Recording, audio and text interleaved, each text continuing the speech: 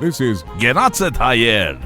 A Toast to Armenia with Jano Kabinjian. A comprehensive look at the Armenian culture, only on the Ignotainment Media Network.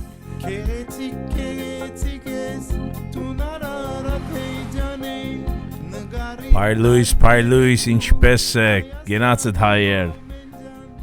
Hey, that was a great show we had last week, Chris. Oh, man, it was really good. And the guys are still contacting me and saying, hey, you know what, we had a great time, and that's what we like to have on this show. Everyone that contacts us back and say, you know what, they've had a great time, and they felt at ease. Yeah. So it's really working out, and I checked out every country that we are getting to right now. We are all the way from Belgium to Russia to Armenia to Argentina. It's amazing. It's just not in United States. I mean, we're getting heard from worldwide. It is amazing. Yeah, but those guys were awesome. I've actually, ever since we had them on, I've heard a whole lot of their stuff online, and I enjoy it's good it. Stuff. I enjoy it. Microphone. I like that song. I do too.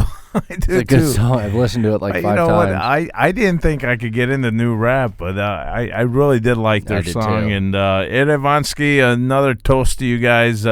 Keep doing what you're doing.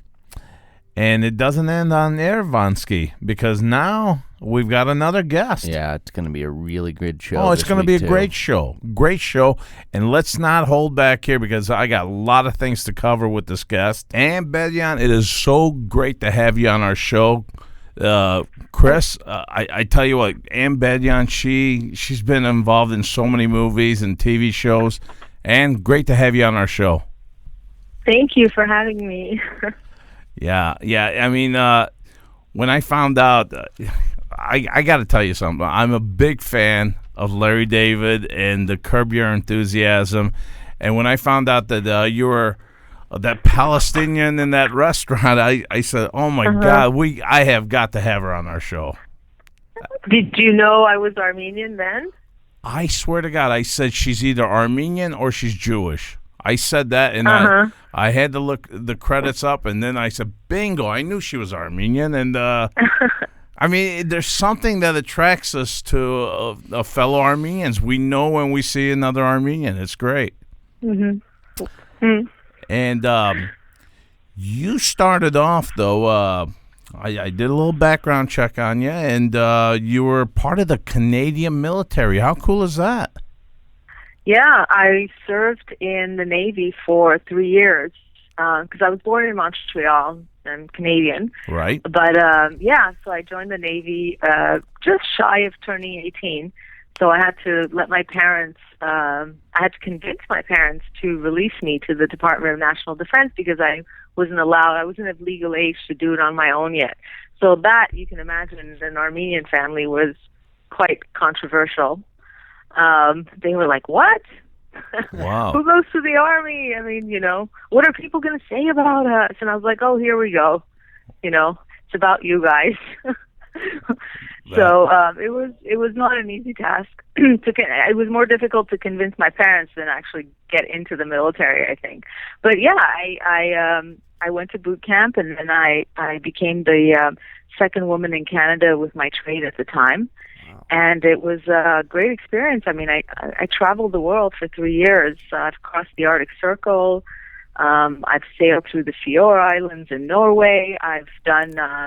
I served over 180 days on NATO tours. Now, what were your missions while you were sailing along the seven seas, you might say? Well, mostly it was on NATO tours. And what NATO does is there's always somewhere in an ocean, there's always a NATO fleet, which means every country must provide one ship at all times. So there's a fleet of about 7 or 8 ships sailing together. And when, let's say, the Canadians pull out, another Canadian ship replaces it, and then the NATO just keeps going on. And basically what it is, it's just exercises at sea continuously, learning and working together. So God forbid we get in a situation like Desert Storm or any other wars. When we're at sea, we know how to operate and communicate and work together as allies. Right. So when our signalman is sending a message, all the other militaries know what that message is and can understand each other and plan and coordinate in unity. Wow. Hey, Chris, you want to jump in here? No, and this is steering off in a separate, however, I think familiar direction. With your experience, in the Navy, and I'm a huge NCIS fan, and I saw that you did an episode of NCIS, and obviously that also relates into the Navy and the Armed Forces. So I was interested to hear about your experience on NCIS and working with Harmon and some of these amazing. I mean, that's it's the highest rated show on television. It has a lot of fans. Right. Well, NCIS.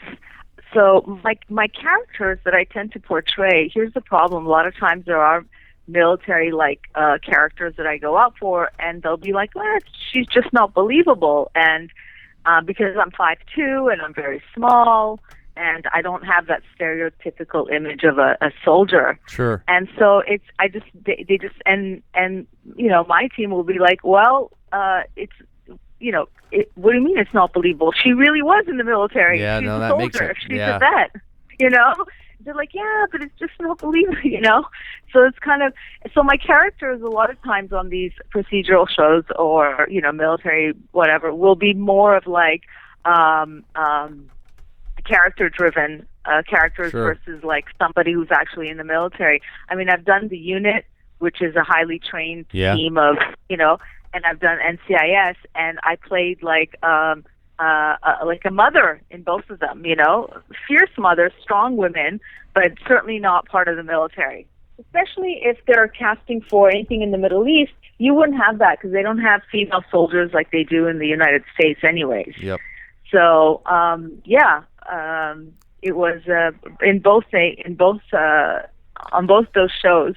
I played just like one of them was like the mother of the family, and the unit takes over the apartment basically to operate on one of their soldiers. So they sort of hold us, hostage in our own home. Interesting. And so and I played like a mother who's just basically threatens them to, I'm going to jump out the window and notify our rebel troops that you're here if you touch a hair on my child, basically. So it's situations like that. Yeah. I tell you what, too, that episode with the Lost, where you got that on a clip, that was amazing. I mean, you really felt, I was watching it, and I really felt like I could relate to what was going on. I don't know why I could relate, but I was just feeling like, wow, there's something happening here with the husband and wife, and he hasn't. I mean, that was great acting. I mean, it really was. It was beautiful. Thank you. I had a friend from. I had a few people, but one specifically I knew from Philadelphia who said, I really felt like there was at one point a monologue in that on that show where I get him to say sorry for what he did. Right. And he said, that almost felt like you as an Armenian talking to the Turkish government and getting them to admit, for all the pain and everything you've suffered, that it was high time that they just had to admit what they did and they were responsible. So, and I think somewhere from the depths of my soul, that is probably where that came from. That is so true. Maybe that's how I related with that. That's unbelievable. Yeah.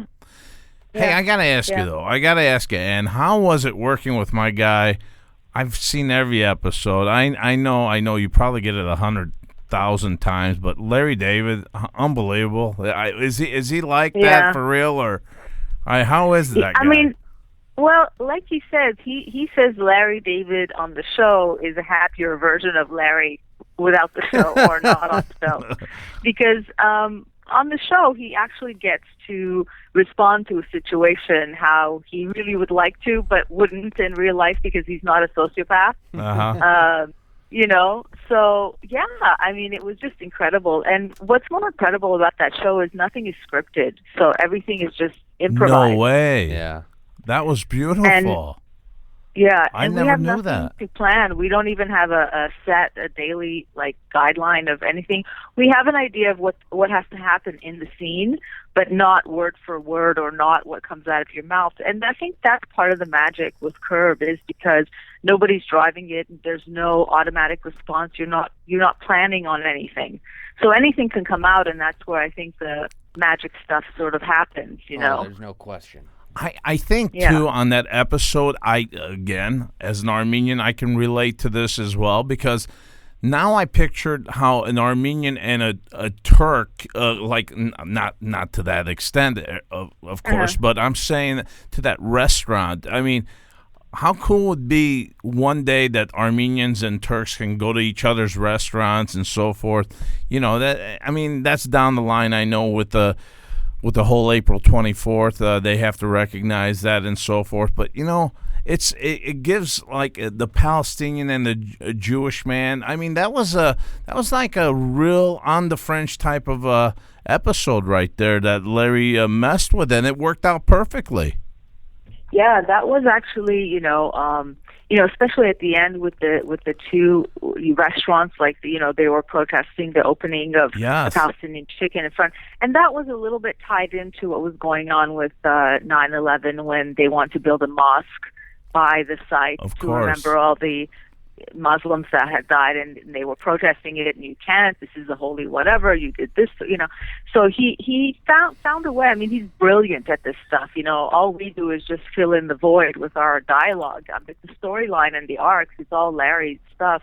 And I think that's why working with HBO, he's not, that it had been 2 years since the previous season. And if he doesn't have anything brilliant, he just won't do another episode or a season. I can see that. So season 8, when we shot it, it's been the last season since he did it, and so the actual idea and the concept and everything is basically Larry David. We just sort of come in and fill up the dialogue. It was great. It was, and it was. For me, especially when I have an audition, I get the sides, like the papers and what I have to learn and study, and that's what I spend my time doing. But when you go for Larry David audition, you can't study it. There's nothing to study, so you don't know what you're preparing. Wow. It's very difficult, and they literally just slip you a piece of paper with what has to happen in the scene when you walk through the door. And if you make it past a certain round, then you go up in front of Larry David. He personally auditions all the actors. So you basically go in a room with Larry and improvise with him in a room as part of your producer session for the auditions. How many did you beat out the other that day? HBO people. What? How many did you beat out that day on the audition? Oh, well, there's an initial audition where I don't know how many they're seeing because I have a scheduled appointment time. So if my appointment's at 3 o'clock, maybe I'll see the people before me and the people after. But then if you go to producers, where Larry will be, then they'll be usually running a little bit behind, and they'll schedule people like in 10-minute intervals. So, I saw at least 6 or 7 in the room when I got there. I don't know how many were there before and how many went there after me. Sure. That is great. Yeah. So, Ann, when you were growing up in Canada, were you guys first generation Armenian or second, or how did that go? Yes, I'm first generation Canadian. My parents came from Syria. Syria. Yeah. Wow, that's isn't that tragic what's going on over there? Oh, it's devastating. It started over 3 years ago now, and it's just deteriorated. I think our population of Armenians is down to less than 10,000 from over 100,000. Oh my God. It's really bad. There's still a lot of work being done here from the Syrian Armenian Relief Fund. I had a little fundraiser thing going, and I helped about 17 people. I got a lot of families to Armenia. I got a pregnant woman, 8-month pregnant woman, on the last flight that ever left Syria to Armenia. Oh, bravo. 2.5 years ago. Yeah, so she had the baby. So the baby's a Hayasansi because the baby's born in Armenia now. God bless her. God bless her. Yeah, so we had some good things in that way happen, and my some relatives that I brought there, they baptized a child in Echmiadzin, so that was a first in our generations because we were all born outside the homeland and nobody's actually baptized in Armenia. So that happened. So, I mean, thank God Armenia is not too far away. And as an Armenian, you don't need a visa or application. You know, you just have to be Armenian and you can just go in. You don't have to pay anything. You don't have to have a passport. So how are they adjusting? How are they adjusting to Armenia? I mean, here's the problem. We've all lived with Armenia as our homeland, and like we've lived it in our dreams. It's like a dream thing, you know. And they're facing the reality of Armenia, the actual Armenia, right? Which is not in a very good shape. And there's over 30. Last time he was, I think, 34% unemployment rate. So, you know, jobs are scarce, and so Hayastansis don't have enough jobs, let alone Surya is coming there. And they're not just looking for jobs, they have also, like, you know, psychological needs that need to be attended to, because some of them have lost people, some of them have lost everything they ever had, homes, cars, families, everything. They just came with whatever they can pack in their suitcase, and it's a very, very, you know, it's a very difficult situation. Yeah. So a lot of them are now, there's a organization called Baidun that sponsors and helps brings Armenians to Canada via Toronto or Montreal. So I think they helped about 700 families, which is wonderful. That's beautiful. Yeah. Now, has there been Armenians going to Artsakh too? From Syria as well? No, I mean, to get to Artsakh, you have to go through Armenia. Okay. This is the only path. So once you get there, actually, most of the towns outside of Yerevan are just villages. And let's not forget, Khalitsis are not village people; they're city people. Right. So adjusting to a small village, you know, I think at one point the Armenian government gave them, you know, they said, "Come, we'll give you land, we'll give you a house," but they put them in like the faraway villages by themselves, and these people were hearing like animals in the forest, and they had no neighbors, and they were like, this is very, they're city people. Yeah. They're city people, and they're very social people. They can't be out in the... You know what, though, Ann? I mean, those Syrians one time were part of the not Western, but the Turkiya Armenians that migrated to the Middle East. I mean, these people, the Suryatsi Armenians, are very versatile, and I'm sure through it all they will make the best of it and they will survive. And you know what? For them to even have a second chance, God bless. And you got something going on right now with Karabakh, don't you? You have a project coming up. Yeah, I'm actually going to Armenia next week, and I'll be traveling to Karabakh to shoot a movie. It's Jivan Avetisyan's a feature film. I had actually seen one of his movies a little over a year ago at a film festival, and, you know, when there's a movie produced by an Armenian, we always want to go and support it, and we go for just out of patriotism and support. Right. But this movie just, you know, was like on just the regular scale of movies in general, not judging it because it's an Armenian movie and tendency to like it. I was just completely blown away. I was so proud, and I couldn't believe that it came out of Hayastan. Actually, it didn't. It came out of Karabakh because the director is Karabakhzi. I didn't even know we had this potential because we don't have that industry in Armenia, you know. But it was brilliant from the storyline, from the cinematography, the acting. And this movie, I mean, it screened at the Cannes Film Festival, at the Film Market. It was playing here at the Pacific Theaters in Glendale. It's won 14 awards around the world. What's it about? Last year, what? What's it about? What's it cover? Tevanik? Yeah. Tevanik is the name of the small boy. Oh, but okay. Basically, every movie he does is very character driven, like personal human stories, but always in the backdrop of the war in Karabakh, because the director is staying true to who he is and what he knows. I mean, that's what he grew up in, was a backdrop of the war in Karabakh. So basically all his movies will tend to be something around that, because that's what he knows and that's what he writes about.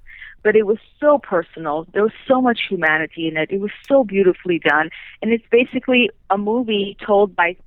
The movie is told in 3 different parts, the same story by 3 different point of views. So let's say the three of us are living in the same area, Right. and something is happening, they'll show my story leading up to it.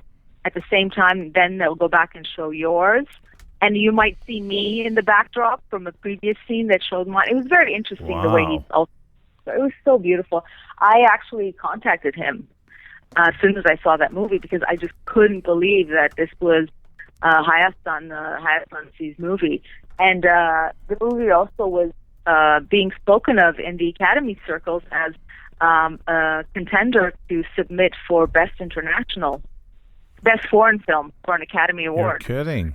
How beautiful is that? Armenia's highest hope to enter would be this movie called Tevanik that came out of a director from Qarabağ. Yeah, it was brilliant. It was brilliant. I was blown away. Okay. I actually went to see it 3 times. I got to ask you this, too, Ann. Did you have a hard time understanding the Qarabağ, the Artsakh language? Because I have a hard time with the Hayastansi language, but the Artsakhi language, you might as well throw a frisbee over my head. Initially, but I go to Armenia every year, so the Eastern Armenian is very, very easy for me to understand. I don't have a problem with that. The first time I heard Qarabağti, like pure Qarabağti Armenian, I was like, what? Yeah. What? Wait a minute. I don't, But your ear gets used to it, and you sort of start getting it. So, but the movie is subtitled, so it's not that bad. Because there's also people speaking Azeri in it. There's people speaking in Azeri in it. There's people speaking Hayastansi Armenian. There's someone speaking in Western Armenian. So there's different dialects and languages in there. So the whole movie is subtitled, of course. But regular Qarabağti is not that easy. No, I admit they have their own special dialect going on. Oh, I tell you what, Ann, I was in Armenia maybe about 6-7 years ago, and every minute there's a toast. There's Oli going around. They call it Oli. I call it vodka because our Oli is with white. It turns white, and it's like Lebanese. But their Oli is vodka, and you're doing so many shots. After a while, I thought I understood what they were saying, and the next morning they brought a lamb. And the guy wanted me to actually mortel it, to butcher it. And I go, who said that? And they go, you okayed it last night. And I go, no. What? Take the lamb back. Go back home, guys. I have no idea what I said last night. So, in any case, it's a fun place. I mean, it's very sociable. People love each other. I mean, if any Western Armenians out there that are thinking about visiting their motherland, you have to do it. Before you die, you have to go to Armenia and check it. Check out our people. Or just Actually, my family did, and my wife and kids, my daughter, 15 years old, said, I have to go see Artsakh, Dad. And I said, go ahead. I was that flight, I couldn't make it, so I had to go back home. So, it was great to see my conviction of my daughter saying I have to go there. Yeah. So it's beautiful. I mean, if we all keep that spirit alive inside, I mean, how could we lose? I mean, that's beautiful. Right. Anyway, that's what's the name of that movie again? Tevanik.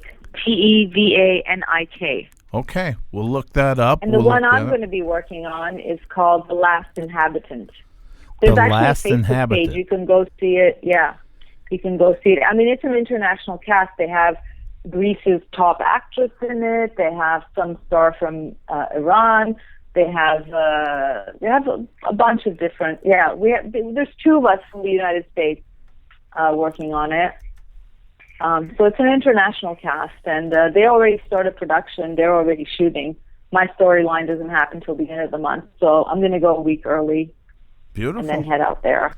Yeah. Hey, you know what? Next week, I was checking out one of your movies, and then at the end of the movie, it gave the credits for the music and so forth, and I looked this gentleman up named Sarush Krajian. Sarush Krajian, yeah. Well, he's going to be our next guest next week. So how great is wow. that? Yeah. Wonderful. Yeah. So his wife is Isabel Bayraktarian, the opera singer. And Roger Kupelian, he said to tell Ann I said hi. So Roger. Oh yes, of course. He was on our show. Yeah. He was on our show. Yeah. So anyway, we're getting all you guys on our show, which we can't appreciate enough. And hopefully this spreads. We're showing a lot of good numbers throughout the world, basically. So this is getting a little bit bigger. It's our first podcast show. It's an Armenian show. So and a lot of like I watch Armenian TV sometimes, and I have a hard time understanding. They're going so fast and so forth. But this way, we're trying to make Armenians feel good about the rest of Armenia that you don't even hear about. So this is great stuff, and I appreciate having you on our show. Thank you very much for having me. And I found your show on iTunes. Excellent. I was able to go and listen to it there. It's wonderful. Yeah. Did you subscribe? Everyone should subscribe. It's a great show. We thank you for finding it. And thank you very much. I appreciate it, Ann, and you're a friend of the show. If anytime you're promoting something, please catch up with us, and we'd love to have you back on our show. Perfect. Thank you so much. I appreciate it. All right. Thanks a lot, Ann, and you have a great time in Armenia. And Bedyan, my friends. Much. Great. Mm-hmm. All right. Take care. Bye.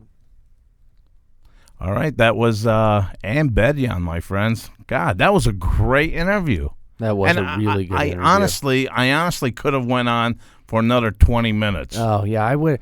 It went so fast. Her storyline though on Lost, like as huge of a show as that was. Yeah, her storyline was such a hugely important storyline because of how it related to Saeed, one of the main characters, and his past and why he was how he was. I could have spent an hour just asking her about that. I'm saying it being just on flew. the set of Lost, and it just flew by because I'm looking at the clock. I'm going, oh no, we're at already 25 minutes, and I'm like, I really thought it was going to be real slow, but it just flew. It did. What a great interview, though. Yeah, it was great having Ann. And, well, Chris, you know what time it is now, don't you? I'm already licking my chops. It's time to get out our forks and plates and enjoy some of Mariam's cooking here. Mariam, how you doing today? Good. Thanks for asking. Good morning, guys. Good morning. Hey, Mariam, we're dying to know what you got for us this time. What kind of recipe you got for us? It's lahmacun. Lahmacun. Commonly known. Chris, yes, this is great known stuff. Armenian pizza to our it's called lahmacun, but usually people say that Armenian pizza. All right, go ahead. We're not gonna even bother you. Give them the recipe. Okay, well, this is my great grandfather's recipe, and I have it in my book. It's the steps, I mean, as you know, like pizza, it has the dough and the meat, but this time it doesn't have any yeast. The one that I have, the recipe, is just sparkling water and flour. And I can give you the measurements. Yeah, or is it like how big of a 6-inch wide all around circle? Would you say it's a little bit bigger than that? It's gonna be like tortilla. Right. So I would say 6 to 8 inches on that. Yeah. Okay. And go ahead. So the ingredients are basically for the dough. It's gonna be sparkling water and flour, and the dough consistency is gonna be like very gummy. And then for the filling, it's traditionally it's made by ground lamb, but anyone who doesn't like lamb, they can use beef. I use lamb when I make it. It has parsley in it, tomatoes, onions, tomato paste. Mariam, can I jump in real quick on the dough part, because I would like to make lahmacun one time. And how do you make the dough? What do you add to the dough? Do you flours, the eggs, or how do you come out with this dough? It doesn't have eggs. Some people use yeast. This recipe does not require any yeast, It has 2¼ cup room temperature sparkling water. Any type will do. And then it has 4 cups of flour. Okay. When I was making this recipe for the book, basically I had to remake it over and over because, as you know, the grandparents never have any measurements or any gadgets. Right. So they kind of winged it. So I had to make it make it perfect. I mean, close to perfect as much as I could. But the consistency has to be very gummy and very sticky. I got you. Okay, go ahead. And yeah, so when you make that dough, you have to let it rest. And while it's resting, you make your meat.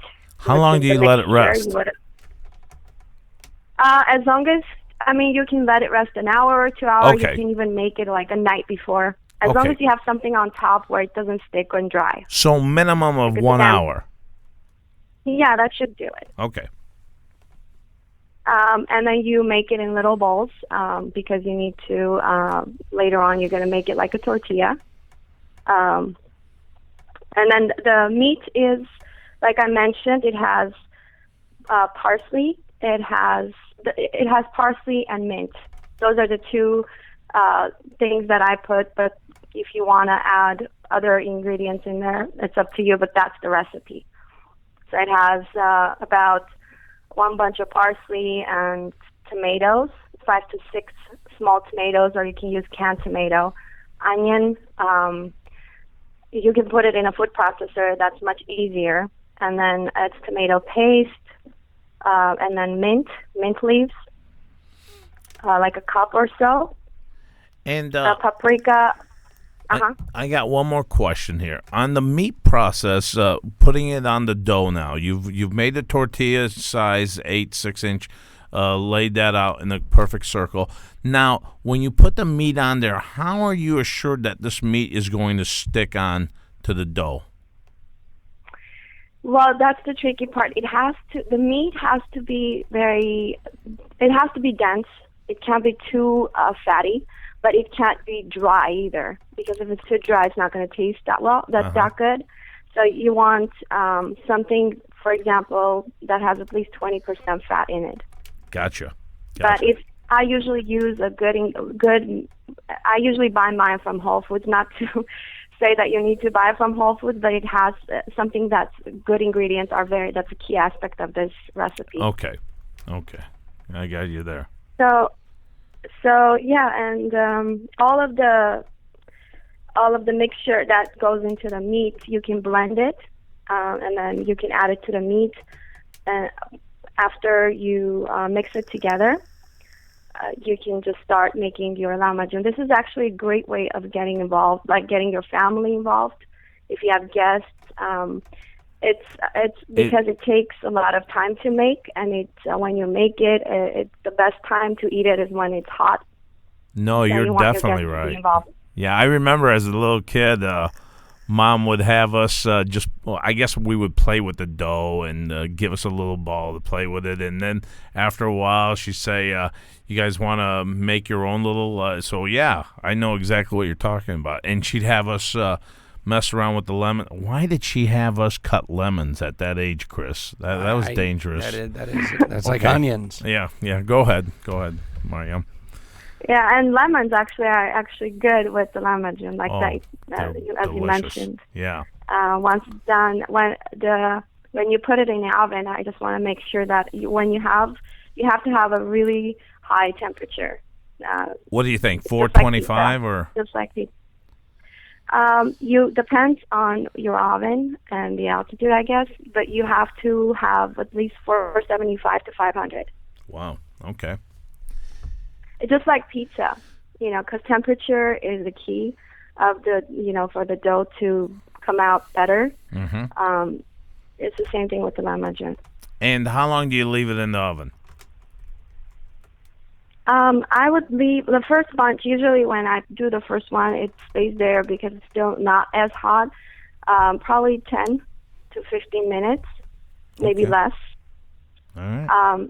And the second and third, a little bit less, 5 to 10 minutes, depends, again, on your oven. Beautiful. And the thing about this, Chris, is as soon as it comes out, man, You got to get right on the lead man. measurement. Hey, I don't You think got I'd to be- you got to I'd be eat waiting. them warm. Yeah, you got to eat them warm. You can't have them sit out there. Well, hey, Mariam, that was good. That was good. And where can they catch your site and your book and all that stuff? Give it to them. Let our people know about it. Great, and the details are in the book. If you ever buy the book, it's in the recipes in there, and I posted on my page the pictures. I posted a little bit about, but I did not post the recipe. But if any one of the audience are interested, I'll definitely inbox them the recipe. They don't have to go buy the book for that. And the book is called Cooking with My Armenian Family? Yes. There you go. Cooking with My Armenian Family. That's beautiful. That's beautiful. And thank you, Mariam, and we will hear your next recipe next week. That was great. Thank you, guys. It All was right. great. Take care. Thank you. That was Mariam. You too. What a great show. That was just, What a great show. I have Ann Bedyan on my show, and then I got Mariam with a nice recipe here. that was a great recipe. I think That was a great that's recipe. the best one yet. Yeah, I think so too, because that brought back some memories there. And man, I tell you what, Chris, I'm not kidding with you. That interview with Ando, I could have went an hour talking to her. Yeah, we're gonna have her on again Oh hopefully soon. God, it was beautiful. And maybe when she gets back from Armenia, she can let us know how that went and so forth. Because I tell you what, time flew by talking to her. Oh man, I could hear a whole show just about her experience in the military. I mean, with having to Oh, get I a know. special release to go in early and That alone, I mean, that's a whole segment right there. But in any case, we had a great show. Ann Bedyan and Mariam came through with a great recipe that I'm very familiar with. And my friends, listen to our show, catch up on us on iTunes.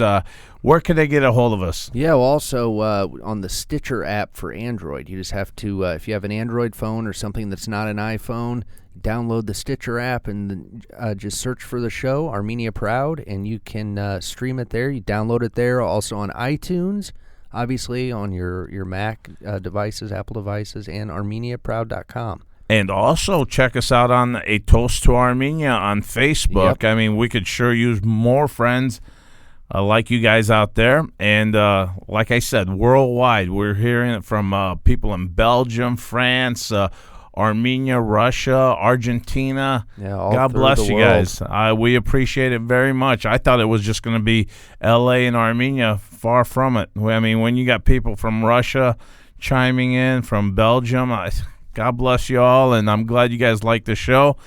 And that'll do our show for this week. Kishet Party, my friends. Be strong and always love each other.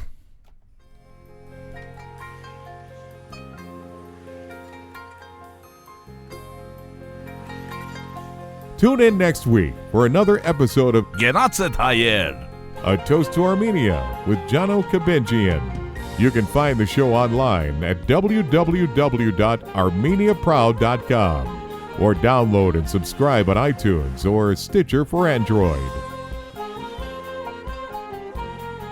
This is the Ignotainment Media Network.